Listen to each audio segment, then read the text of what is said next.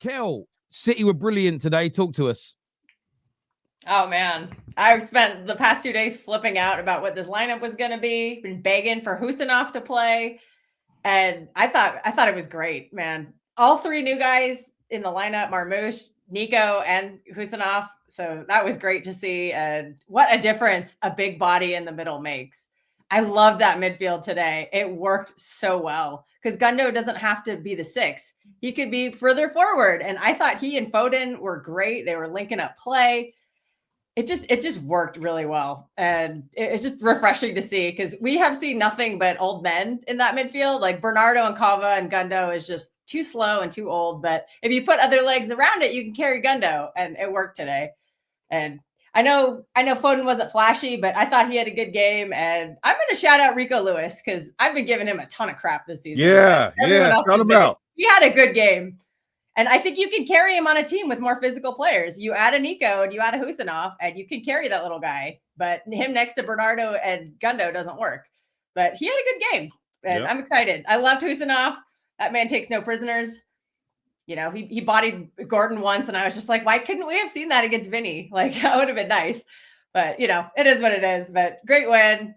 Hope Holland's okay. He looked fine. He looked like he was walking off okay. So hopefully that's okay. Yeah, hopefully he's all right. And hopefully Nico can start the rest of these games because that made a big difference. Having a DM-like person in the middle just made such a difference. And we've been begging for it all season. Like that midfield has been the pit of despair. It's been just bandit country. So to see that tighten up was fantastic. And like I think it was said earlier, we were fortunate not to see Joe Linton as well. Like the physicality that Newcastle have been bringing to clubs would have been an issue, but I think Nico Gonzalez is ready for it, and he's going to give us that balance.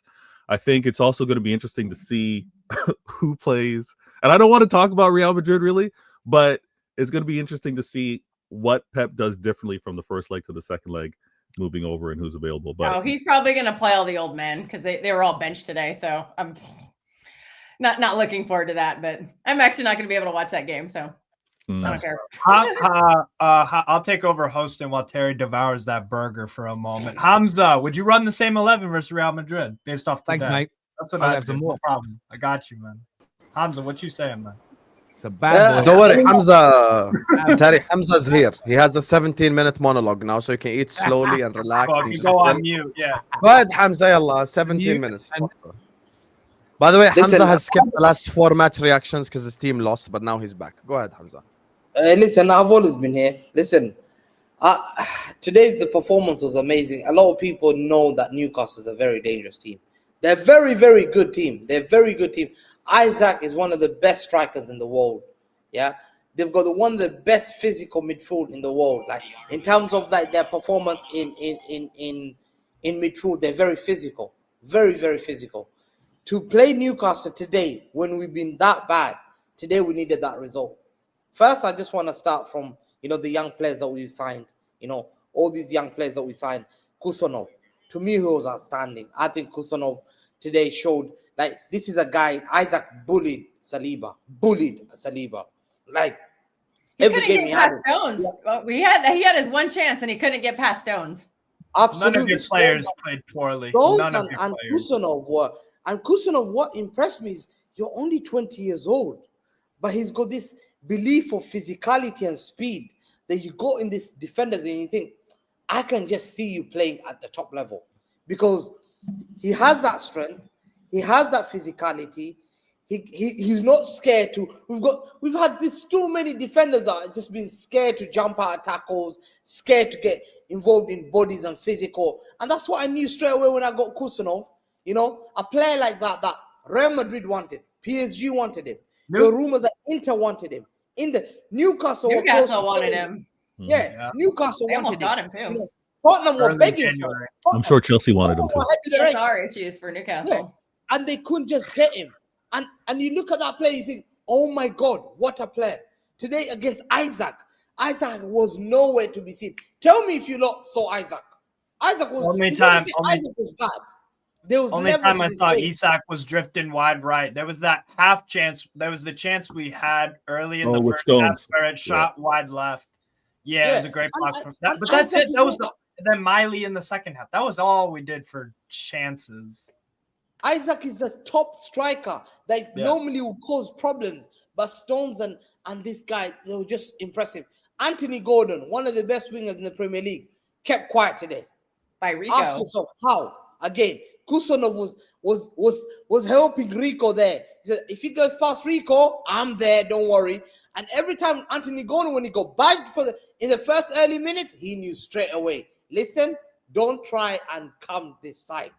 And that's what I like for Kusanov. That aggressive defender, we've got only Diaz. Now we've got Kusanov. It just makes us believe and become confident that Pep normally doesn't trust young players, but he's giving that. Number 2, Nico Gonzalez. I do my homework a lot. When I signed you're the professor. 1 second. When I signed Julian Alvarez, I remember before, I was listening to River Plate podcast, asking them 3 o'clock in the morning, tell me about this guy. They told me he's good. I asked about Barcelona fans and a Porto fan. Tell me about this Nico Gonzalez. They said, listen, you got a germ there. I'm annoyed as a Barca fan, he said.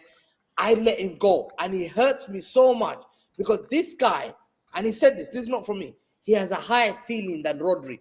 I was shocked. I said, no way. He's 22 years old. He just turned 23. The way he played today, he was physically very... This is why I love Le Masia. Le Masia is like the academy. They just learn things that footballers learn. You think, wow, the bossing on the game, physicality, the way he could... Against tight spaces, Bruno Gomaresh.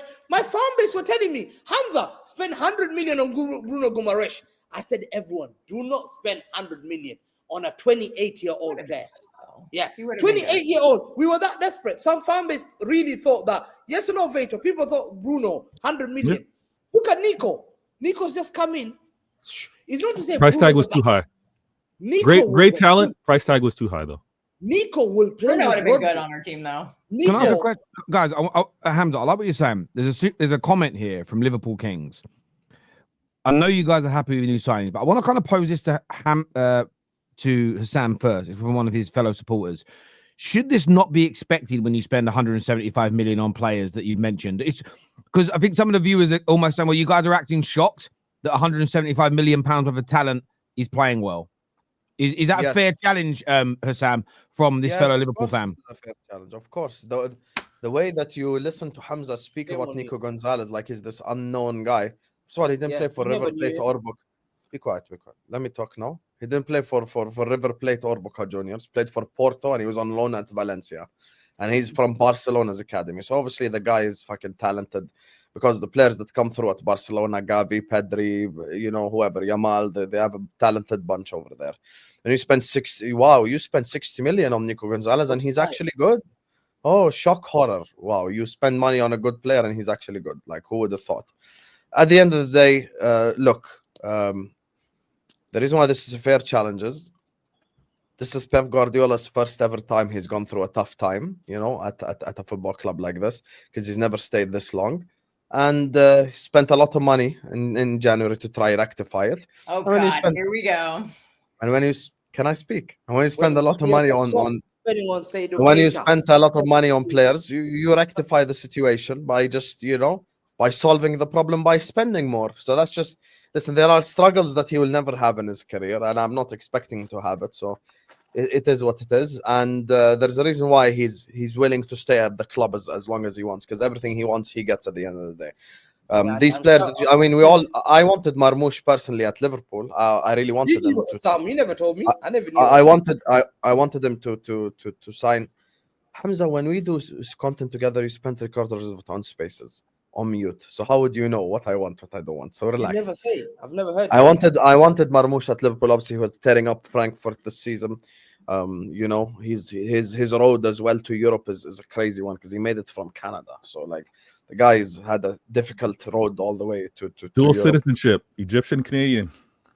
Yeah, but he plays for the Egyptian national team. What about Darwin Núñez when he was banging at Benfica and you spent 85 million on him and you destroyed him and his career? Why he plays at Uruguay is different to how he plays at Liverpool. But why do you include add-ons for why do you include add-ons for my players, not for your players? Why? Yeah, I'm saying Kusanov was a nobody. No one knew. No, but you just said 85 million on Núñez. He didn't activate any of the. He didn't activate any of the clauses because he's shit. How much? Yes, I know about Kusanov because he played in the Asian Cup, mate. I do too because I watched. Oh, you knew Uzbekistan player. Wow. Yeah, exactly. He played in the Asian Cup. Tell me who's He's the very second one good. that played Uzbekistan alongside is very good in that. Yeah. Sorry, what is the Nunes number? Just so we can be accurate moving forward. What do you mean? No, 64 million. 64. Yeah. Okay. All right. 80 million. He didn't activate any of the add-ons because he's crap, innit? What did I do? Let me answer that question. You know, that's shameless. You know that money. You know, whoever sent that super, you are a very shameless human being because Kusanov was nobody. Race was no one knew about him. And Omar Mamouche, yeah, fair enough. Nico Gonzalez, when I was told we're signing a Porto player, I thought of Varela. I knew Varela. I never knew Nico Gonzalez. Hang on a minute ago, you just said that when you were signing Nico Williams, people were telling you he's better than Rodri. Which is it? He's a Barcelona fan. That's what I had to ask because I never knew about him. He did his homework. I did my homework. I went and asked someone else. I said, "Who's this Nico Gonzalez?" And he said he came from my academy. And a Porto fan said, "Listen, you're getting probably upcoming good talent, but the way Pep plays, he will do very well. Like how are we gonna get Cambiasso in the summer, right?" I look at it this way: like, you guys are spending money that you have earned, and there's no issues with that. There's three teams I called out in January: Man United, Chelsea, and Arsenal, for all not helping their managers enough by bringing in players. And the football gods have smited each of those three clubs down by taking out two or more of their attackers in that time period.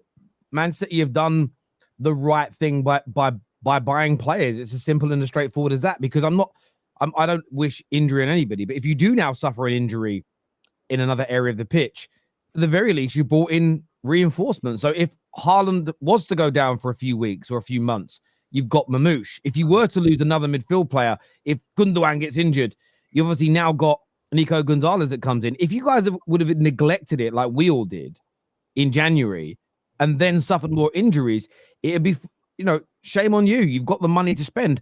I know it isn't as easy for Man United. We don't have as much money. My biggest argument now, we shouldn't have let players go. We shouldn't have let 2 or 3 go out on fucking loan if there's no money now. But I'm going to address that in a different piece of content. I get why people are asking the question, but for me, City are spending the money that's theirs on players, doing everything they can to win. They're serious. We just got to hold that as rivals. I'm not going to waste any time crying about it and focusing on them. I'm going to focus on my club not doing the right thing. But maybe that's just me.